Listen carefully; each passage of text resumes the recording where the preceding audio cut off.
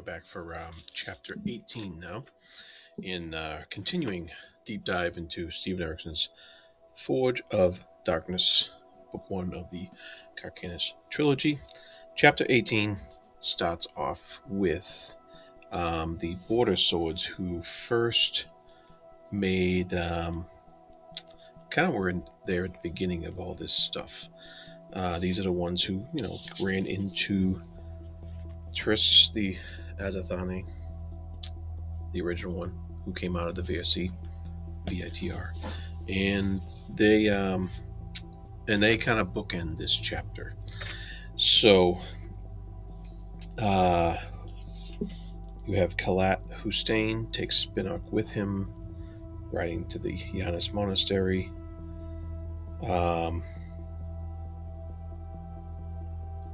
And there's some interesting stuff in here. There's an interesting saying here that we each choose with whom to have our dialogue.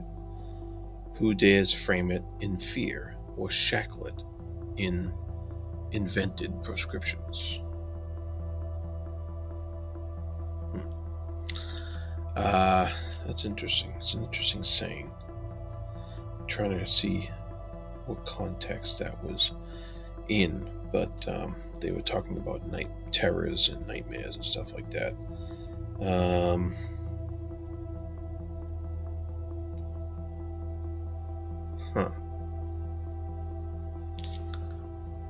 Yeah, I mean, it relates to the the need for faith, the need for have something to fight for, and how those two clash and how they go together sometimes. And so it's pretty interesting. We got those, and then we move on to yes, we were reminded that these border swords here, they were relieved by the Yan Sheikh monastery to bring the Azathani to Mother Dark, which led to her freeing the river god. So, like I said, these people were there at the beginning, and so then we get further into the chapter, and there's talk about between Spinnock and his cousin and their relationship, and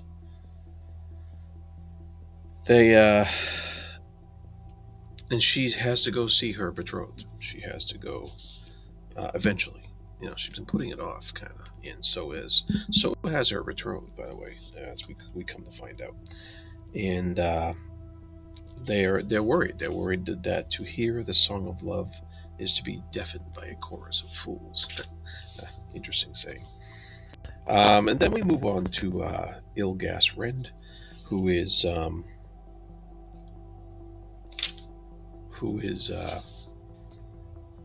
he's a commander of the or captain of the Border Swords, of the Wardens. They're in a state of readiness. They're concerned about this possibly coming conflict, and one of them, they're trying to figure out what to do. Do they declare neutrality? Is that going to be sufficient to put a stop to some of this stuff, or not? Or will it make things worse? There's a lot of decisions to be made when it comes to the different factions within Corral Ghislaine here. So there is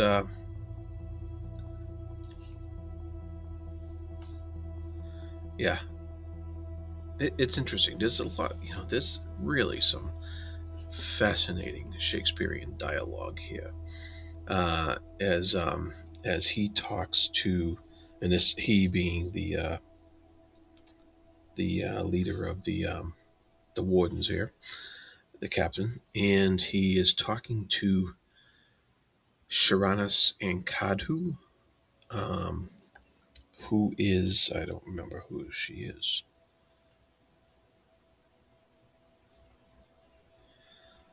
Yes, she is. Oh, yeah, she is one of the. She is. Oh, actually, no. This is Farrah Hand, the aforementioned cousin of Spinnock, and of course Spinnock, and she's talking to Shiraz and Kandu, um, and they this lovely dialogue here. She says, "It's no wonder that we are such friends. We take this hill by bold storm, only to be bludgeoned half, senseless by truce. The wind and the grasses mock our self-importance, and the season begins to show us a cold regard." That is so Shakespearean. That is like a very uh, gifted dialogue there. So, and I love that stuff. I love you can sit there and try to sit there and think about what all that means, and you know it's just pretty deep stuff. All right, we're moving on to the high priestess Sintara, and this is in Urisander's place, and they're discussing what to do about it all. Um, one of the things that is pointed out in their discussions with Urisander is that worship is not the same as love. And that's a very important point because many proclaim their love for Mother Dark or their love for Lord Urisander, whereas others proclaim worship. And that complicates things. So the they're discussing various things. The the idea of light in answer to Mother Dark comes up again. The word Leotian is bandied about again. So there's a lot of reminding in this chapter of what has already gone on before, because he's setting up what is going to become probably some fatal decisions when it comes to, as we get to the near the end of this book here. We only have 2 chapters left after this one, and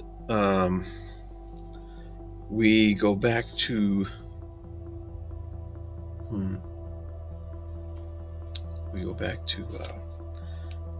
Renar and Nerit Sor, and they're reflecting on different things, but they're reflecting on childhood once again, and toys and sinking feeling about the future bereft of wonder. And as this is a common theme throughout the whole book, this reference to innocence loss, this reference to the the the usage of toys as something that represents the childhood being playing with, using toys to act out their sense of justice and righteousness and stuff like that, and how putting the toys away removes that that justice, removes that childhood, but also removes what the beliefs that the childhood of innocence has in what justice is. And it's very interesting stuff there to contemplate. Um, we One of the questions brought up in the discussions with Urisander is, by what laws shall we be governed? The question burns. Yes, the question burns indeed, because um, there doesn't seem to be a real solid foundation for law and order in this realm of Corral Galen. It seems to This seems to be a lot predicated upon um, what people traditionally would do rather than what is written down that they must do. And that is, something that comes up again and again. Um, and then, yes, then we have, Sintara. She who is, of course, the white-skinned Leosin, uh, the gift of the Azathane, and in Mother Dark's presence, and she lets loose her light, her burning light, turning others, including Urasanda. His skin is now white as alabaster, his once gray hair shot through with threads of gold. And so, um, one of the things that Sharonus says is that this Centaur was but a Maibi. Of course, we've heard that term from Memories of Ice. Set amongst the Tice by the Azathane. There is no hope of any of us gleaming the purpose of that. So that idea that that's all that she is a Maibi is something to be filled up with something else, and it was light in this case. So yeah, we have a white Leosin legion now, basically. Interesting. Interesting indeed. Uh, let's see here. Ah, there was an instance of the if Fenaristone and Farahanda coming back to the monastery. Ahead of them, they come across some refugees, so there's a occurrence of refugees in here and what that means for this realm. And there was there are deniers and they're fleeing, and they had to leave their children behind because they were promised that their children would be taken care of. So once again, there's that theme of the importance of children in the Malazan world, and that is that is where the chapter ends with those two, because those two are the wardens that we started the chapter with. So it's a small chapter, a lot of setup in this chapter, uh, just a lot of moving of the chess pieces, and it's a lot of moving of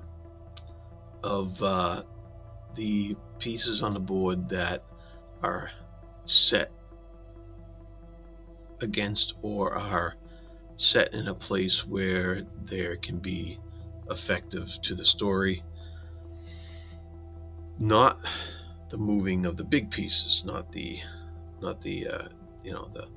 Animandarake and the higher nobles. Or we still haven't heard from Hanral, who set all this nastiness in motion with the slaughtering the deniers. Yura Sanders in here, and he seems to be playing a big part in this whole rebellion or civil war, I should say. But he's just more and more feeling kind of like a pawn, and so you know you got that, and we have two chapters left, so 2 more weeks of going through Forge of Darkness. All right, so I'm excited to get to the end of this book, and that's all I got for today. So thank you for watching, and be good to each other.